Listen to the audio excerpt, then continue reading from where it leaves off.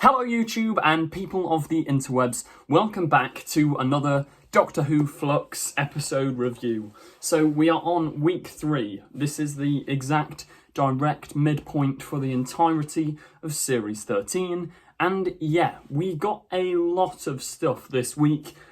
Yeah, I don't even know where to start with this review, because I'd say I did really thoroughly enjoy the episode.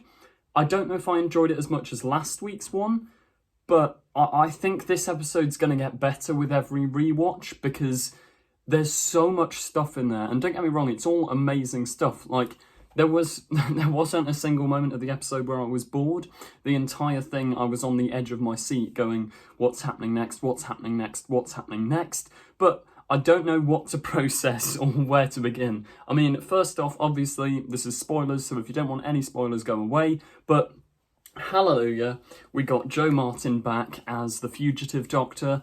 Oh, I was getting worried that we weren't going to get her in Series 13, and Fugitive of the Judoon was going to be like her only proper appearance. But yeah, she's back. She wasn't back for long, however. She was sort of briefly there in the flashback bits, and I'm assuming, not just assuming, hoping that she comes back later in the series. But yeah, that was amazing to see her back. Now, the Vinda love plot, I can't remember the character's name, but Vinda has a love interest in this episode who's like longing to try and find him. I thought that was quite interesting, quite nicely presented overall. I mean, I don't know as I have a big enough connection to the two characters yet to properly engage with their story.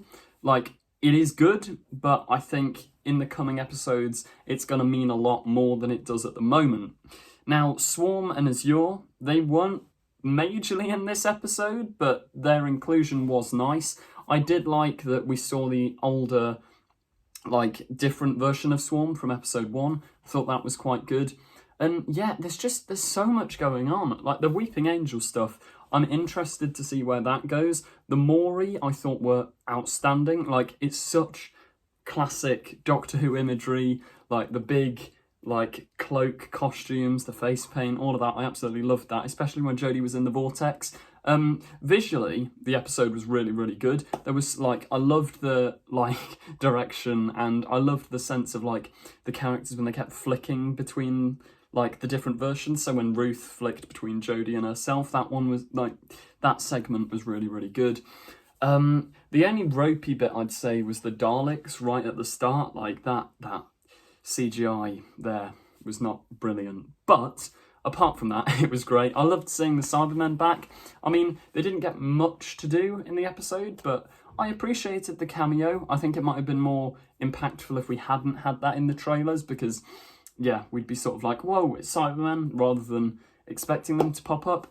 But yeah, overall, there's a lot of stuff there, and I'm going to break it down more in a review like later on tonight, so stay tuned for that. But as initial thoughts, I'd say very strong episode, maybe not as strong as the other two, because yeah, for casual audiences, I don't know how sort of well it'll gel, because it might be difficult for them to follow all this stuff, especially if they haven't recapped on the Timeless Child stuff. I don't know. Vinda's cool. Dan didn't get much to do. I liked Yaz again in this episode, and Jodie's Doctor, once again, phenomenal performance.